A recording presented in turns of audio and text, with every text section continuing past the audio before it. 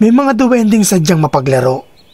Ito ay nakatira sa gubat na kung minsan kapag may napadaan, sadya nila itong ililigaw sa gubat. Inililipad ng himpapawid at ibinabalik kung kailan nila gusto. May mga duwende na sa punso naninirahan.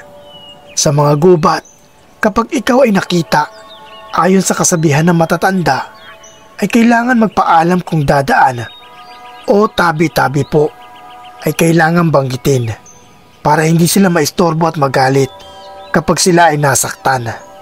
Ito din ang kanyang ipararamdam sa taong nanakit sa kanya. Katulad halimbawa, kung sila ay napilayan sa paa, ganun din ang mangyayari sa iyo. Kung sila ay tinamaan mo ng bato sa muka, ikaw din ay magkakaroon ng pasa sa iyong muka.